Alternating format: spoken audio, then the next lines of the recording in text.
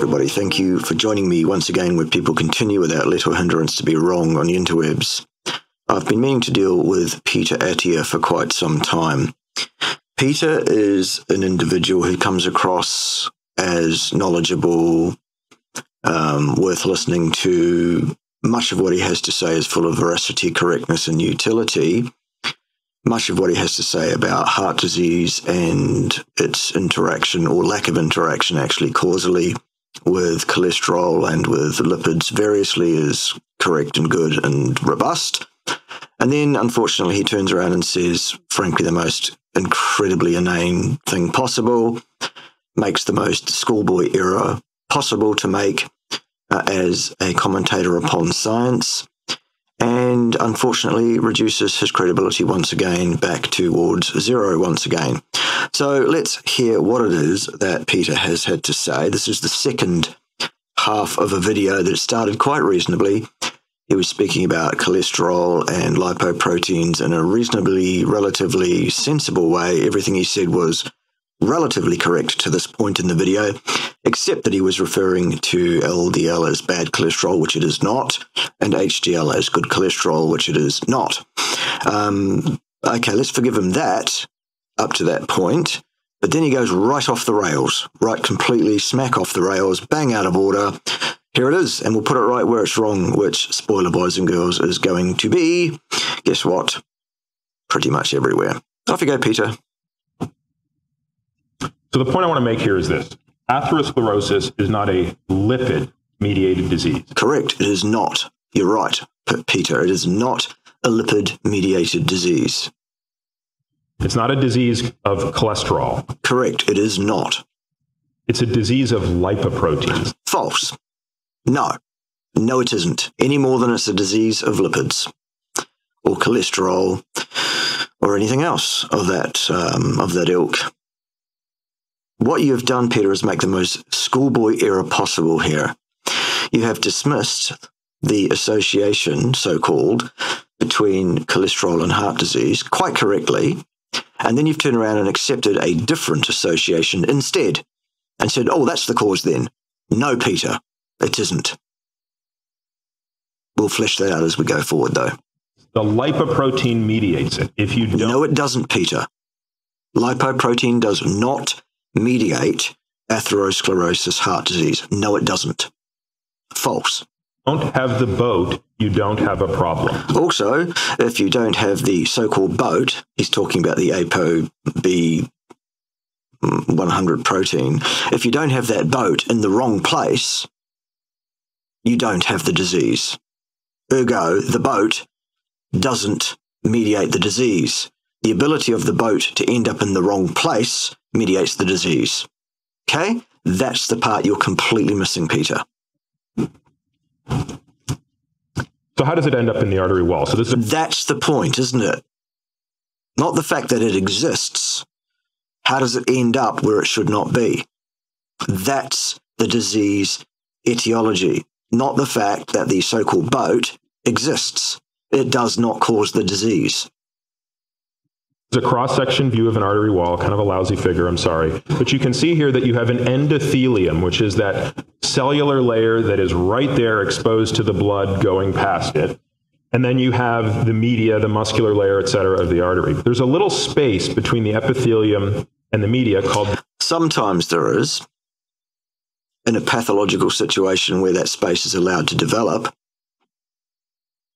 Were that space tightly closed, were the junctions between those cells nice and tight, no problem. Okay? The, appropriately enough, subendothelial space.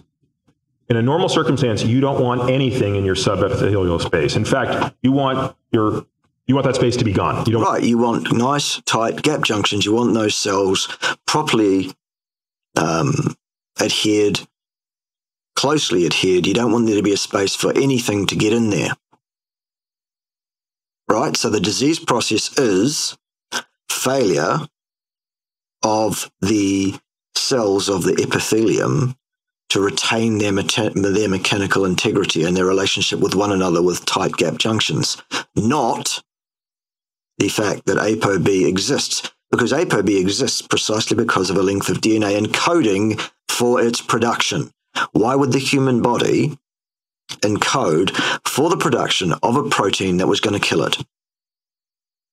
Why would it do that, Peter? Okay? Associations and causalities. You got them all wrong. You got the first part right. Lipids don't cause heart disease. You're right, they don't. And then you've turned around and said, so it's the protein that's the problem. No, it isn't, Peter. The problem is loose gap junctions in the epithelial cell lining. Okay? What causes that, by the way? We'll get to that another day, perhaps, if not today. There. Various things increase that space. Right. Well, what are they, Peter? I'll talk about it another day, probably. I wonder whether you're going to talk about it or not here. Yes, insults to the endothelium. Yes, insults to the endothelium. Isn't it interesting, by the way, Peter, that atheroscleroses, these lesions that develop, isn't it interesting that they develop in a very predictable pattern? They are not evenly dispersed throughout the vascular system, which is what would happen were ApoB or lipoproteins or cholesterol the cause of the disease process. Because the blood is a ubiquitous fluid tissue, the concentrations of the lipids, the lipoprotein carriers of those lipids, the whole works. We'll just wait for the dogs to announce the arrival of the postie. Thank you so much, Fluffies, for your help. Dear, oh dear, what fun. You sort them out, Mum. Good work. Okay, so where was I? The concentrations of the lipids, the boats that carry those lipids, the lipoproteins, all of that stuff is all ubiquitous throughout the blood. The blood traverses both the high and low pressure sides of the vascular system, the venous and the arterial system. Okay, number one, atheroscleroses do not develop in the venous system at all, ever. Does not occur. Atheroscleroses happen only in the arterial high pressure side of the system. That discounts the very notion that the ApoB100 protein could possibly be the causal artifact of the disease process, Peter, right there.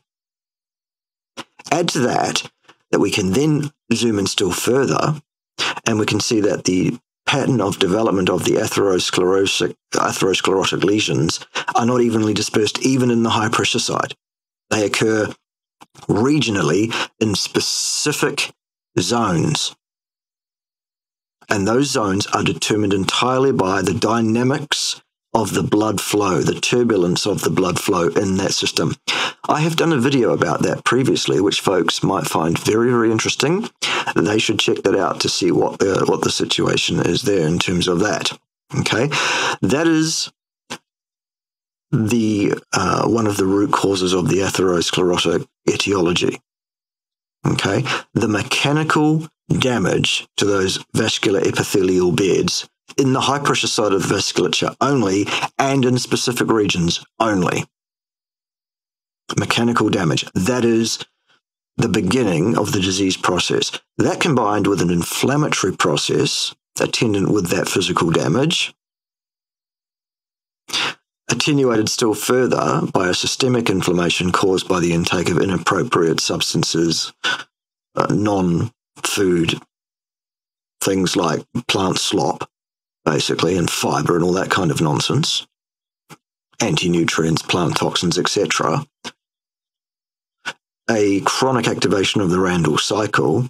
Those are the causes of heart disease, Peter, not the ApoB100 protein, which is an associate in exactly the same way that cholesterol is proposed to be an associate, in exactly the same way that LDL is proposed to be an associate.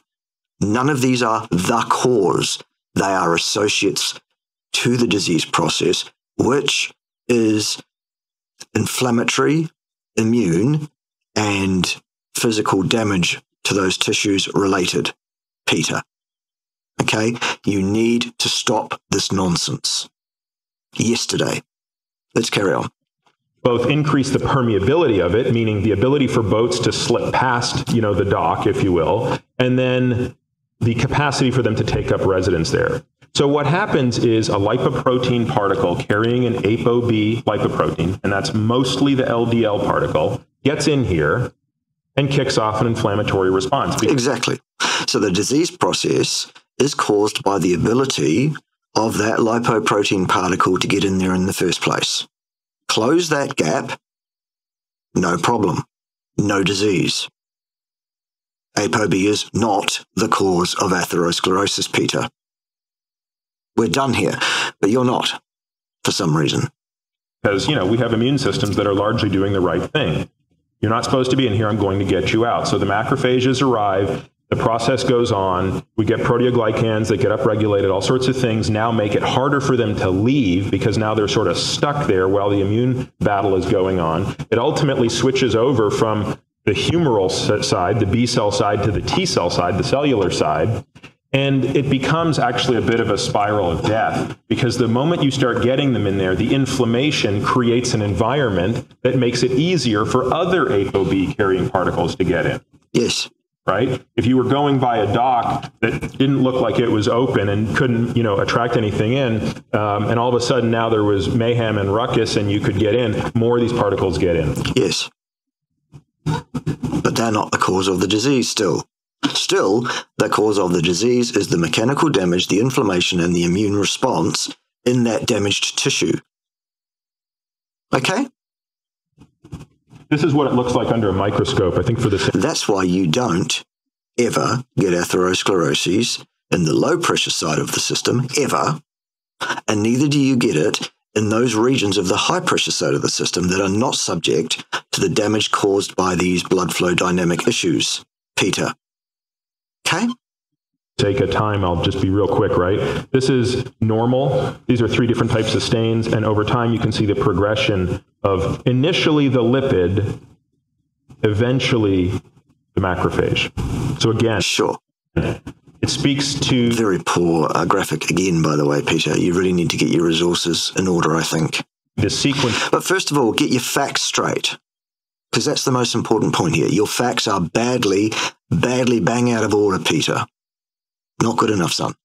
Of events, which is the lipoprotein gets in first, the inflammatory response exacerbates it. Okay. One of the most contentious topics in this field comes down to the size of an LDL particle. Not really, Peter. There's no contention. Most of us probably at some point have believed or do believe that a smaller LDL particle is more pathologic than a large. None of the particles are pathologic, Peter. The pathology is the failure of the epithelial tissue to retain its mechanical integrity still. One, right? The so-called pattern A versus pattern B. So for those who aren't familiar, no gap junction, because they're tight and robust in the way they should be, means no disease irrespective of the pattern of lipids in the blood. Doesn't it, Peter? Over that argument, here it is, right? So both of these particles have the same content of cholesterol, meaning if you add up all the cholesterol in these and these, it's the same. But clearly... Why are we even talking about cholesterol, Peter? That is totally irrelevant to heart disease, and you know it as well as I do. Unfortunately, though, you haven't worked out yet what I'm trying to explain to you here, which is that ApoB is not the cause either. There are more particles here than here, and they happen to be smaller. So we have 2 things going on.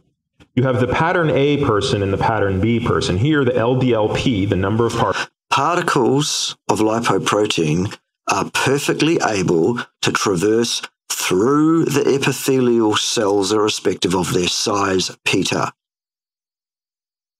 They can mesh with the cell membrane on the lumen side, traverse through the cell, and then pop out the other side.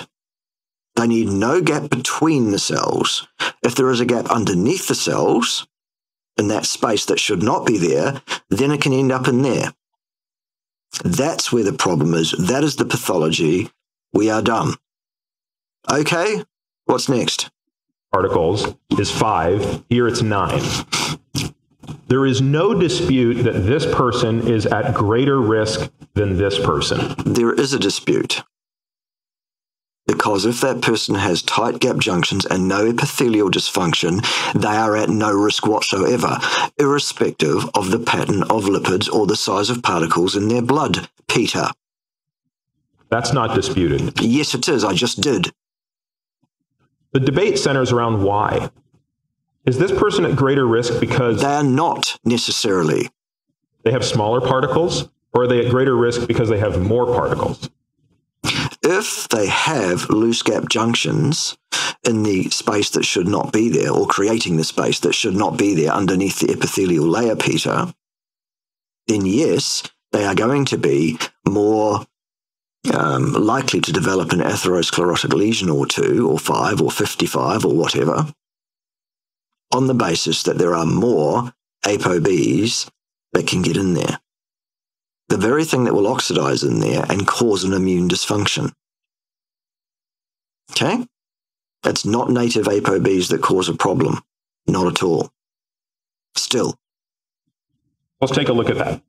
This is from a very large study, the Quebec Cardiovascular Study, published in Circulation. Very large doesn't mean of good quality or veracity, Peter.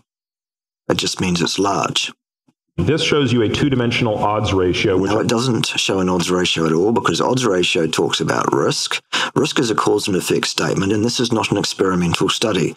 This is a prospective cohort study under very little to no control whatsoever. This is pseudoscience. This is hypothesis-generating pilot work. This is not science, Peter. I'll walk you through very quickly. We use ApoB as a surrogate for LDLP, the number Well, whoop-de-doo. of particles. So a bigger ApoB means more particles because there's only one ApoB per particle. And it shows you in 2 dimensions particle size. Yes, but this is not a continuous variable diagram here. These are 2 bins with a cutoff. It's not appropriate. It's total nonsense, Peter. They've turned a continuous variable into a categorical. Made it so granular, therefore, that it actually represents nothing to do with reality in any way at all. Versus particle number. And this is a relative risk ratio. So No, it isn't. It doesn't inform on risk. It's a prospective cohort study. These are incapable of informing on risk in any way. you can see that The for word risk used by epidemiologists is a malapropism. It's an appropriation of a term they have no right using. Their work is unable to inform on risk. Their work is a retrospective incidence study based on a given population under given circumstances, which they control none of at all. Okay, wakey, wakey, smell the bakey. people with a low particle number, there appears to be no difference in risk No, not risk. Still. between small and large. No, well, it would be incidence if it wasn't adjusted, i.e. fabricated. It is. Ergo, it's not even about incidence. It's a total fantasy. This belongs in the fiction section, Peter. Nowhere else. Certainly doesn't belong in a discussion about the science and etiology of atherosclerosis heart disease. It's a great story. There should have been more emphasis on the dragons and stuff. And if particle number was high ApoB, it appeared that the smaller particle had a 6.2 relative increase in risk No, not risk. Still. versus 2.0. So this would certainly suggest that a smaller particle is more pathologic. It would do no such thing, Peter. This is a retrospective incidence study, a so-called prospective cohort, basically, with absolutely thousands and thousands and thousands of completely uncontrolled degrees of freedom, some of which are covariates, collinearities, and complete confounders to this outcome. This is not science, Peter. Wake up. What the authors put not in this figure, but unfortunately only in the text, was that this was based on a discrete division of size. There you go. So they increased the granularity by an infinite factor by saying there are only 2 categories of particle, not a continuous variable. Ergo, this is invalid, even if it did reflect the reality of the incidence, which it does not. Hello? Sort of like dividing people up as tall and short using 6 feet as the cutoff. There you go. 5'11" is short. 6 foot is tall. When you actually looked at particle size as a continuous variable, yes, this effect completely vanished. There you go. Okay. So you're aware of this, Peter. So why are you even putting this up on the screen? This should be used to wipe your backside with. Let me repeat that. Please do. If you don't just arbitrarily determine what the cutoff point is, and you do this over a continuum, size no longer matters. There you go. You heard it first from Peter Attia. Size doesn't matter. Let's look at it in a different patient population. Let's look at the MESA trial.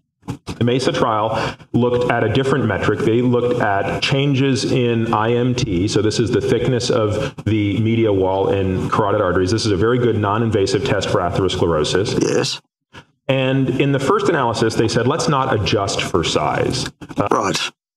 Pardon me, let's not adjust for particle number. So they looked at LDL size, and they said, sure enough, for every increase in a standard deviation of particle size, the intimal thickness went down. Right. So that's where the idea that large fluffy wasn't a problem came from. It's still an associative mishmash of uncontrolled claptrap and not science, Peter. Less atherosclerosis, which again suggests in the unadjusted analysis, bigger is better. There you go. You heard it first from Peter. First he says size doesn't matter, and then he says bigger is better. Which is it, Peter? When you adjust for the particle number, and this is the I know, I need to grow up a bit. Important part, not only did that effect vanish, it actually bordered on being the opposite direction, meaning for every increase in particle size. Still an association. Still not a causal artifact for a disease process, Peter. Tight, functional, closed, gap junctions, no inflammation equals no disease, irrespective of particles, particle size, lipids, lipid levels, or anything else in the blood, son. Still. Okay. You saw an increase in atherosclerosis. And look at this, models adjusted. In other words, fabricated, a story made up, not an actual observation even, let alone an experiment providing inference of cause and effect. See that? My word. Again, a p-value of 0.05 doesn't quite pass the test, but the point is the effect vanished. Let's look at this yet another way. Let's take a look at MESA data cut a different way, which shows years of follow-up. Right, so yet more prospective cohort studies with completely uncontrolled degrees of freedom, numbering in their infinites, covariates, confounds, collinearities. This is not science. This does not inform on risk, cause, and effect, or anything connected to that. And it's adjusted. It is a fantasy, Peter. Do you have any science to talk to us about today at all? Any? Shall we wait for some science from Peter Attia?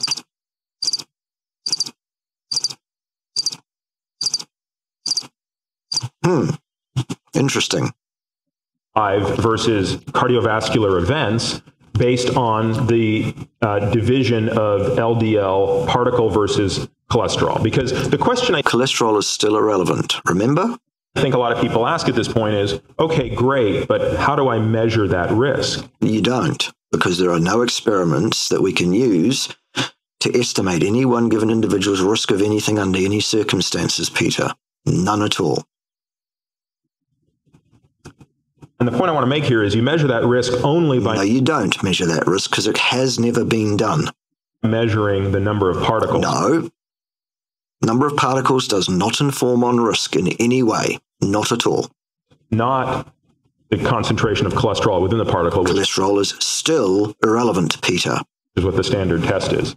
So when you divided people up in this category based on their LDL particle number and their LDL cholesterol, and I won't get into the details of what the cutoffs were, they used 30th percentiles. You can see here that the people at the lowest risk... No, this chart does not inform on risk, Peter. Still, this is a fantasy. It is a prospective cohort study that has been adjusted. This is not science still. Had low levels of particle numbers, but high numbers, or not low numbers. Look, I'll tell you what else is associated with what else, Peter, if you like. Sunburn at Miami Beach is highly associated with the sale of ice creams at Miami Beach that day. Does that mean we deal with the sunburn problem by outlawing the sale of ice creams? No. That's what we're talking about here. It's that simple. How have you missed this? Other than you are not a scientist, Peter. You are not scientifically competent, Peter. You are a physician and you are out of your lane trying to talk to people about science. This is not your speciality. Your speciality is the differential diagnosis of pathology and the intervention to that pathology, so-called, via usually pharmacological and sometimes surgical means. Okay? Stay in your lane, son. What's next? Of cholesterol concentration.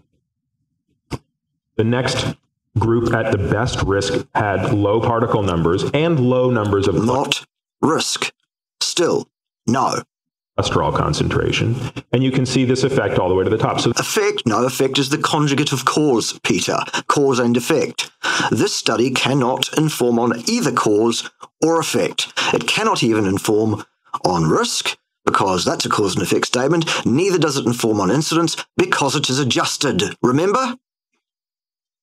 This chart informs in no way on anything at all.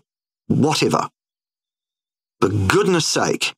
The group that was at the highest risk... No, Peter. Still. By mortality, had high numbers of LDLP and actually low... What else did they have in common? Because there are thousands and thousands of collinearities, covariates, and confounds to that incidence data, which, by the way, remember, has been adjusted, Peter. Hello? No? Okay, what's next? Low numbers of LDL-C. Very counterintuitive. What's counterintuitive, Peter, is people listening to people like you who have no scientific background to speak of at all, talking about science to people in a way to make yourself out to be competent to speak about it when it is clear and patent that what you're saying here will not withstand even the most basic cursory refutation by someone remotely competent in science. Hello? Nice to meet you, Peter. Perhaps you'd like to debate it with me face to face. I bet you won't. I bet my bottom dollar you won't front for that discussion. I wonder why. I think it's a freak event. Let's look at the Framingham data. Why, Peter? There's a 16.7-year average follow-up. Right, so another associative study under absolutely no control whatsoever. That has been adjusted.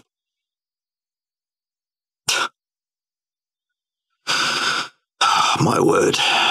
When does this end, boys and girls? Luckily, in a few minutes on Peter's video. When does this nonsense end in terms of people communicating effectively about science to people? Your guess is as good as mine. Carry on though, Peter. You're doing a great job, son. Of 2,400 patients. They used a different cutoff point. Here they used a cutoff point of an LDL cholesterol of 131. So what? Milligrams per deciliter. It's a little elevated. And an LDLP of 1,400. The units of that are nanomoles per liter. And you see the exact same thing. The people at the highest risk... No, not risk still. The people who died the quickest, this is a Kaplan-Meier survival curve, were the people that had the highest LDLP. Yeah, and what else? What else did they have in common? Were they all buyers of ice cream at Miami Beach on sunny days? Because that's what we're talking about here still, Peter. There is no cause and effect data to underpin your ridiculous claim that ApoB is causal in heart disease. It isn't. Still. Independent of LDL-C, and the reverse was true. So we have this issue called discordance. Discordance is a statistical term that means two variables are not predicting the same thing. We were taught that LDL cholesterol is the big risk, right? No, it isn't. You may have been taught that. It's wrong. There is no inference existing anywhere in the literature that can point the finger of blame at LDL or cholesterol or ApoB or any fraction of the lipids or the lipoprotein carriers of the lipids in the causal etiology of atherosclerosis heart disease. There is not one data point extant in the literature that can point that way anywhere, Peter. No. And if your LDL cholesterol is high, you are at risk for heart disease. No, false. And yet we're seeing that some of the time, in fact, depending on the population, as I'll show you in a second, that turns out to be patently false. Correct, it is false, because it is not a causal artifact.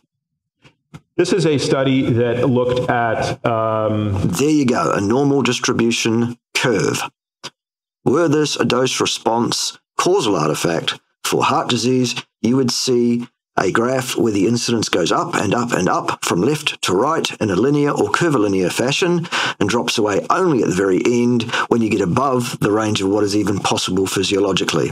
That is not what we see here. We see a perfectly natural-looking normal distribution curve.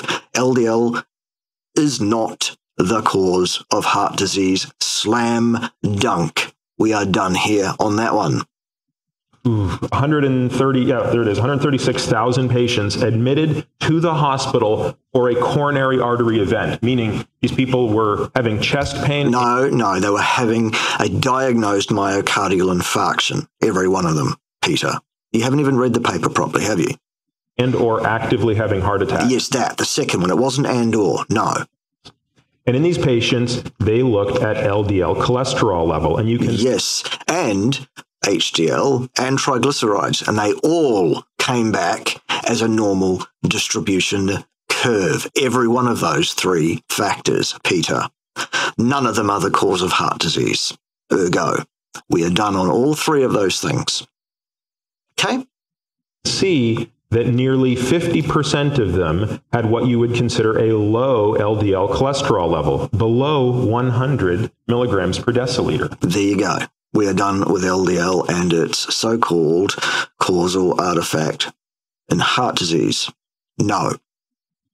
Tim Russert is included here at the time of his death. Who the hell is Tim Russert? Never heard of him. His LDL cholesterol level was 69. So what's going on here? Well, what's going on here is LDL is not the cause of heart disease. There it is. As clear as day. Is happening. Let me just show you another slide or two on that point to illustrate this discordance, because it clearly is related to some metabolic syndrome. Most of us know that there are 5 criteria for metabolic syndrome. If you have 3 of the 5, you have the syndrome. So we have a mishmash of all sorts of different variables, any 3 of which you will determine as being someone who is in the category of people that have some kind of construct, the metabolic syndrome. That's nonsense, Peter. That's not science either. That's just rubbish. Son, what's next? If you have none of them, the blue number, which is your LDL-C, and the red number, which is your LDL-P, largely predict the same thing. No, they don't. Can you not even read the graph? Where are you getting that idea from, Peter? Young man, do you have any training at all in statistics? It seems you don't. Why are you talking about this subject publicly, Peter? You are out of your lane completely. Meaning they're at the same percentile risk of predicting. No. This does not inform on risk. And look, it says adjusted there. See that? Adjusted. So it's another fantasy. Belongs in the fiction section, alongside that story about dragons, apparently, that didn't have much emphasis on the dragons. Seemed to be more about incest and power struggles than dragons. A bit disappointing, really, wasn't it? An adverse cardiac event. If you have one component of metabolic syndrome, remember what these are, right? Elevated triglycerides, elevated fasting glucose, elevated blood pressure, truncal obesity, etc. All of a sudden, the discordance, the gap between these widens. Yes. It doesn't mean the thing that diverges from the other thing is now suddenly the cause, because it still isn't. It's just a better associate.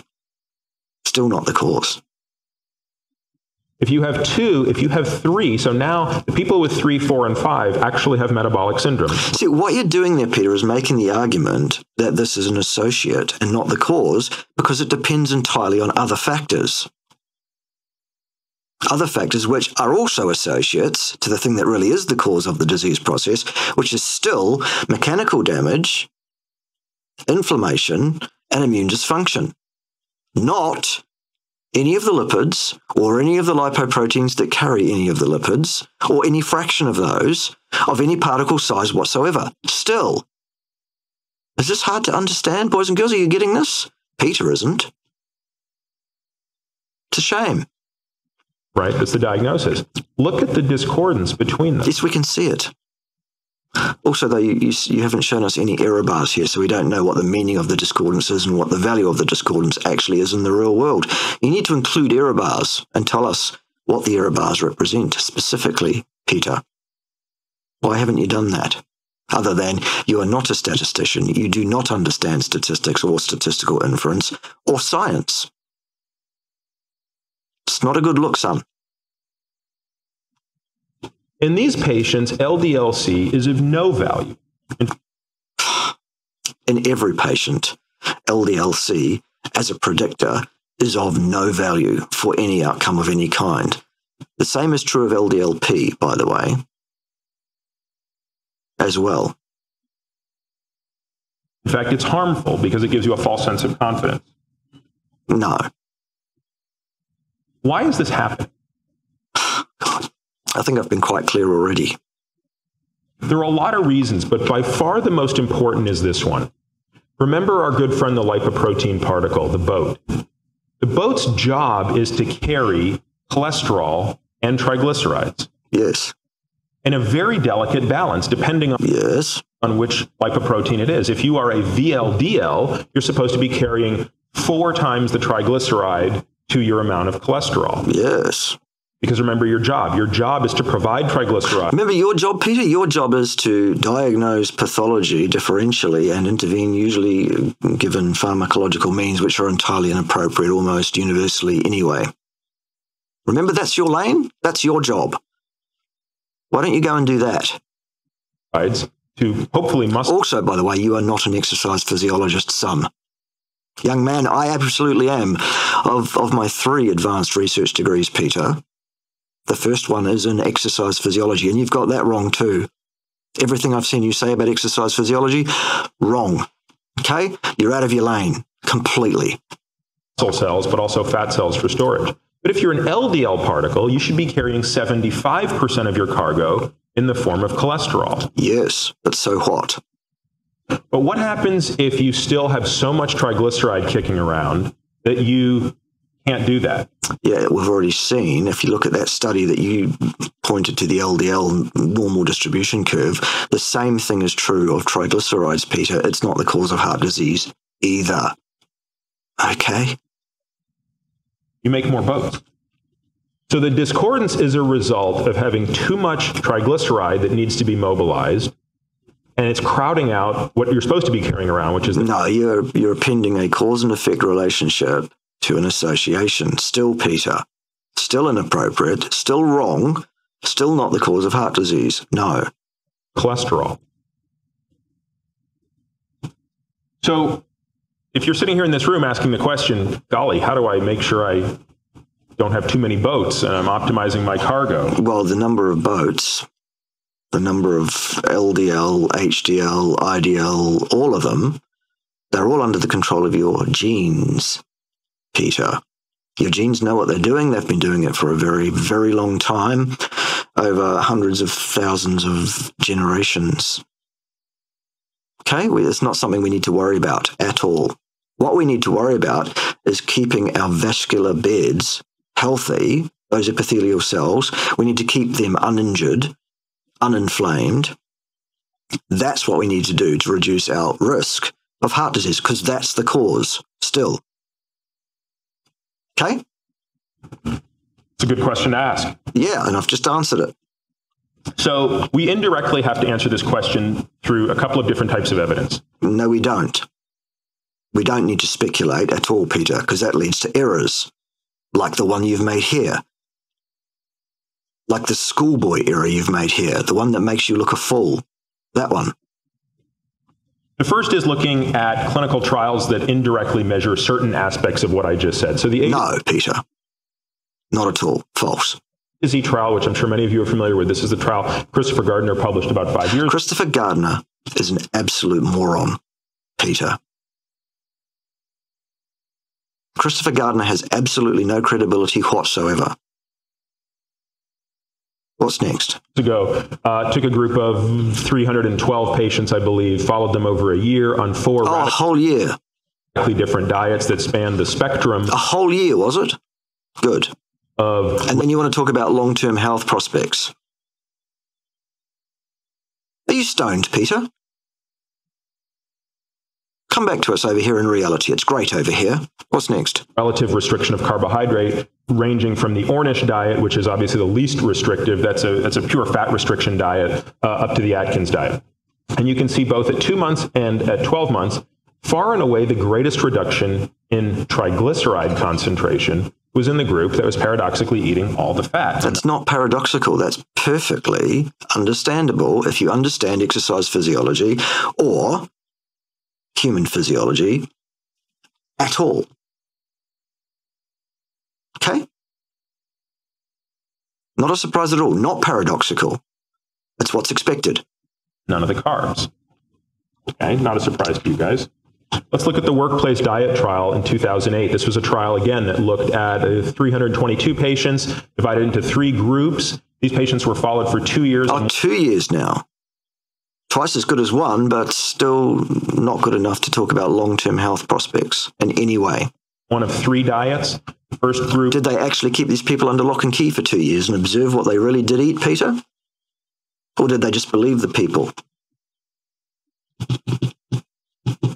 Which was it? Again, over here in reality, it's great. Join us sometime. Was given a calorie-restricted low-fat. No. Calories are heat energy. Diet. The second group was given a calorie-restricted. No, calories are still heat energy. Mediterranean diet. And what's that, Peter? What's a Mediterranean diet? How do you define that? Exactly. There are thousands of different diets consumed by different peoples that live around the Mediterranean of all sorts. What are you talking about? The third group was given an ad libitum Atkins diet, meaning eat as much as you want as long as you don't eat carbs. That's not what an Atkins diet is, in fact. And again, you can see the only group that experienced a significant reduction in triglyceride, not only relative to its baseline, but even to the others, was paradoxically this low-carb group. That's not paradoxical. It's what we would expect, those of us that understand physiology. And it's also not that has an impact on the incidence of heart disease, still. Recently, Peter Havel and his colleagues up at UC Davis did a study that took this one step further. This was a study that took a group of healthy volunteers and after an induction period, put them on one of 3 diets. The diets all consist... Did they lock them in a lab and observe the diets, Peter? No? Again? Of the same macronutrient breakdown. I believe it was 30% protein, 55% carbohydrate, 15% fat. So very close to the standard American diet. But there was a substitution made in the carbohydrate group. So group 1... got 25% of their carbohydrate purely as glucose. Group 2 got 25% purely as sucrose, so 50-50 glucose fructose. And group 3 got 25% purely as high fructose corn syrup. All of this is only even remotely relevant to this discussion, Peter, on your false assumption that triglyceride has a role to play in heart disease here. No, son. Still. I know what you're thinking. No, you don't, Peter. I'm thinking on a level vastly beyond where you could ever hope to achieve. 25% of your carbs in the form of sugar? It's actually not that radical. If a person's eating 24 to 2,500 calories a day, and you can't eat calories, Peter. They are still heat energy. You can't eat those. What you eat when you consume food, Peter, is mass in the form of fats, carbohydrates, amino acids, whole proteins is what you usually eat. Sometimes alcohol and water. Okay, not heat energy. That's not what you're consuming at all. Okay. They're getting 25% of their carbohydrate intake in the form of sugar. That's only 120 pounds of sugar a year, which, as I suspect Rob Lustig will tell us tomorrow, is actually below the national average. So we're not talking about doing crazy stuff like mainlining people full of sugar here. This is the standard American diet. So look what happened. I'm sorry, I'm going to have to look at my screen because I can't see that. So the first graph up here, graph A, shows you the triglyceride area under curve over a 24-hour period in this group. Keep in mind, this intervention was only 10 to 14 days. Right, so what are we even talking about it for then? What is the point here, Peter? This is waffle. This is a very short period of time. Right, so it's irrelevant. Why are you wasting our time? And yet, look at the change in both the pure fructose group and the high fructose group. Okay, look at those error bars. None of these mean changes are meaningful. They might be statistically significant. They are not of practical utility because of signal-to-noise ratio. Again, if you were remotely competent in statistics, Peter, you'd understand that. You'd take one look at that and you'd go, there's nothing to see here. You can't see that because, precisely because, you have no training in statistics at all. Or at least, if you have any at all, it's well below the level it needs to be for you to competently discuss this literature. And as such, you should not be doing so, young man. Stop it. Yesterday. Am I clear? What's next? Corn syrup group relative to the pure glucose group. Blah, blah, blah, blah, blah. Nothing to see on this page. All those error bars show is that we have a lot of noise and no signal to speak of. Now, a lot of people say, well, isn't that amazing? I would have expected... No, it's not amazing. It's signal-to-noise ratio. It's completely invalid, and it's a 14-day study anyway, so stop wasting our time, Peter. Glucose to go up. And I probably would have too, until you realize that most of these people coming on this diet, a transition to all glucose instead of glucose and fructose is actually an enormous improvement in diet. It is for most people. When you look at other metrics of triglycerides, such as fasting level of triglyceride, interestingly, everybody skyrockets. And when you look at postprandial triglyceride, everybody goes up. Now, we can debate for days which of these is the most accurate assessment of cardiovascular risk. And there are none of them. None of them can inform on risk. Not one jot at all. Great arguments to be made for all of them. No, there aren't, Peter. Wrong. From a practical standpoint, it's very difficult for you to go to your doctor's office and have them measure your 24-hour triglycerides. Why would you? So we tend to refer to these two. But what happens if we look at something even more important, which is particle number? No, Peter, we've covered that already. Not at all. The important factor for one's genuine risk of atherosclerosis heart disease is still mechanical damage, inflammation, and inflammatory immune dysfunction. Not any of the lipoproteins or the lipids at all. Still. Now remember I said you can use ApoB as a surrogate for particle number because... So what? Because the lipoprotein particle only has one ApoB. And here they did just that. So when they looked at fasting ApoB levels over here, you can see... So what? Looking at an associate on the basis of another associate, forgetting entirely that neither of the associates that we're looking at, the tertiary or different way around the whole thing, neither one of them is causal. A total, utter, vacuous waste of time and energy. The glucose-only group had a very slight bump in their number of particles. So what? The group consuming fructose... Again, look at these error bars. Signal-to-noise ratio, nothing to see here. Had a very big jump. It's important to keep in... No, they didn't, Peter. Signal-to-noise is what we have here, not any valid signal that we can make any comment on at all. Still. In terms of what you're looking at here, you're looking at grams per liter. No, we're not. We're looking at noise and not signal. Still.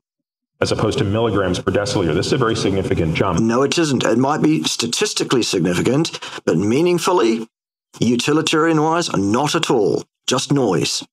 And the high fructose corn syrup had an even greater jump. Now, I'm looking actually forward to talking with Rob tomorrow about this, because as most of you know, the difference between fructose and high fructose corn syrup is very little. No, it isn't.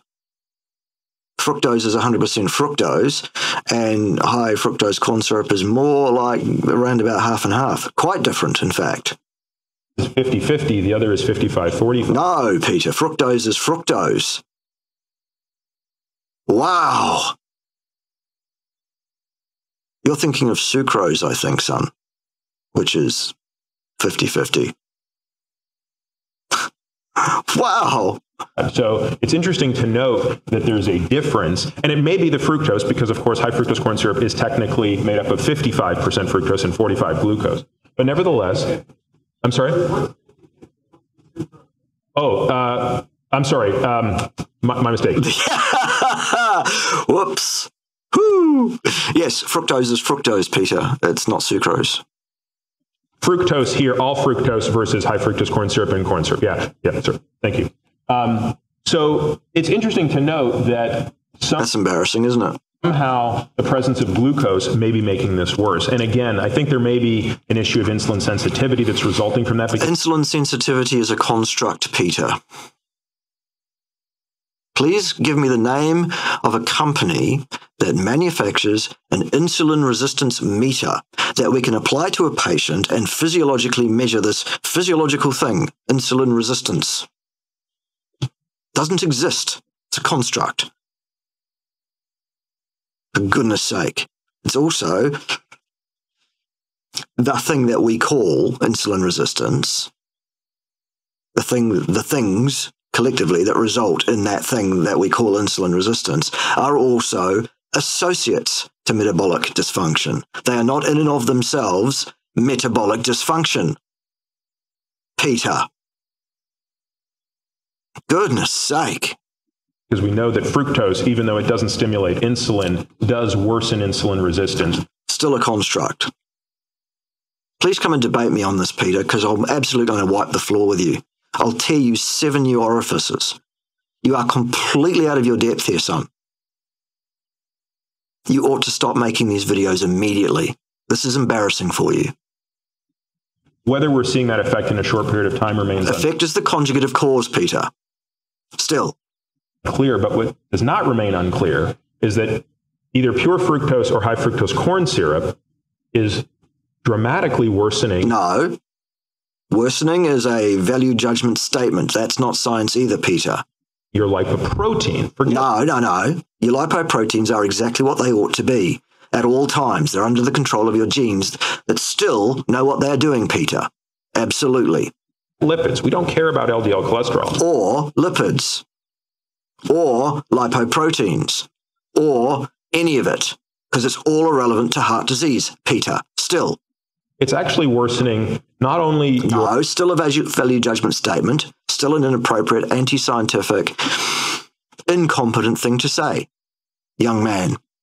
Or absolute amount of ApoB. But ApoB is still irrelevant to heart disease as well. It's also worsening... No, still.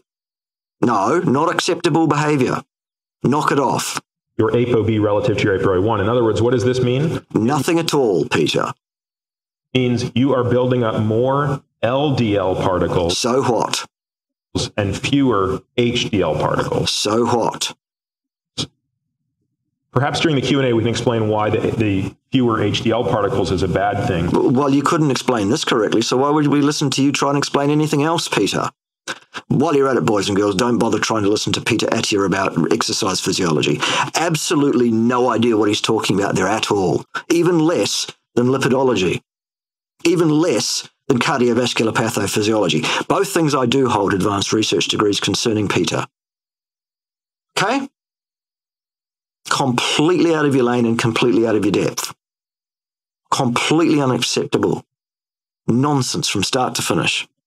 But the point is, in a very short period of time, in healthy volunteers, you're able to observe this effect. No, effect is the conjugate of cause. Ask yourself what that's doing over the course of your lifetime. Well, that's a question. That's a mechanistic speculation. There is no science to underpin any such speculations, Peter. I think I've been very clear on that. So what do we know? Well, you, Peter, you know exactly dick about fuck, apparently. Go on, though. Cholesterol is vital for life. Yes. The cholesterol we eat actually has very little to do with the cholesterol in our body. Correct. The problem actually occurs when cholesterol or another sterol gets into an artery wall macrophage. Well, yeah, okay. The only way this happens is if they are carried there by an ApoB bearing lipoprotein. Yeah, so what? If the gap junction is tight and functional, it can't get there. No disease. That's the cause. The loose junction. A particle is a particle is a particle. Yes. Please don't fixate on the size of the particle and don't fixate on the concentration of cholesterol within the particle. You need fewer boats if your boats can carry more of their intended cargo. Yes, but so what? Last point I want to make is something that's not... Again, you've got risk on there, and you didn't mention that there in talking about that point. For once, you didn't say the word risk inappropriately. It shouldn't be there in text either. It's inappropriate still. There is nothing to inform us on risk, Peter. It does not exist anywhere in the literature. Clear to me. So just to sort of bear my insecurity, there's a very important question I don't know the answer to. There are many things you don't know the answer to, Peter, apparently. I've not been able to find this answer yet, which is an LDL particle count of 2,000 millimoles per nanomoles per liter is very high. It's the 99th percentile. So if a card-carrying lipidologist encountered a patient with an LDL-P of 2,000, they wouldn't let them leave the office without 2 drugs. They wouldn't have a choice. The physician works for the patient. They are employed by the patient. They do what the patient tells them to do. Physicians don't mandate a damn thing. Let's get that straight. It just simply, it's malpractice. No, well, it's considered malpractice not to give that drug in that circumstance. However, the actual malpractice in reality in the real world is giving that drug to anybody under any circumstances. Let's be very clear on that, Peter. Right? Well, no. The question is, what does an LDL-P of 2,000 mean in someone who is heavily restricted in, at the very least, sugar, if not carbohydrates in general? But it doesn't necessarily mean anything in any person, Peter. Does it portend the same cardiovascular risk? No, it doesn't talk about risk whatsoever. It does not impact on risk. Risk is entirely down to the mechanical failure of the epithelial beds, the inflammation and the immune dysfunction associated with that, not any of the lipids or the lipoproteins, Peter. Still. I don't know. That's right, you don't know. What I do know is I have seen a subset of patients that I've worked with who, despite a low carbohydrate diet, still maintain a high particle count, despite a profound improvement in other metabolic factors, including a reduction in CRP, a reduction in perhaps the most specific inflammatory marker I can think of, which is LPPLA2. That's a marker of inflammation right at the... In other words, they're doing the right thing by their epithelial cell beds, and so therefore the inflammation marker from those beds is reduced because those epithelial beds are functional and correct. Gosh, the very thing I've been talking about all along. The wall of the artery, myeloperoxidase, you name it. So everything improves. Their insulin sensitivity improves. That's still a construct. their inflammation improves, and yet they still have a ton of particles. Yes. Precisely because the body knows what it's doing, as I said, Peter. Again, the question I don't know the answer to is, does it matter? No, it doesn't matter. Maybe. No, mate, there's nothing to indicate that it would matter, because if particles cannot access this area where they should not be because that tissue is working properly, then there is no possibility of disease that we're talking about. For goodness sake.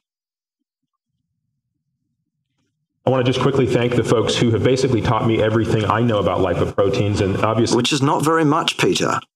It's more than most people, of course it is, but still, you've made the most incredibly embarrassing schoolboy error or series of errors possible in this video. It really is very embarrassing for you, or it should be. Take this to heart and learn something, son. Okay, get your hubris under control, get your ego under control, and learn your place.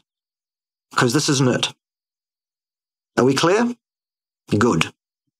See, if people are interested in learning more about these topics, I would highly refer you to Dr. Tom Dayspring. No, idiot. Teradol and Jim Otvos. Not even aware of those other two. And with that, thank you for your attention. Well. Really not good enough, Peter. Nowhere near good enough, in fact. Unacceptable misinformation, schoolboy errors from start to finish, totally incompetent. You're not helping. Time to remain silent on this topic, permanently. Unless you want to front me for a debate, because you're some kind of masochist. I'm betting anything you like you won't. Open to it, send me an email, son. We'll make it happen. Right, the rest of you, you know the drill. Don't let the door hit you in the backside on the way out. Join me next time when someone else will be wrong on the interwebs, and enjoy some Vivaldi. This is Spring.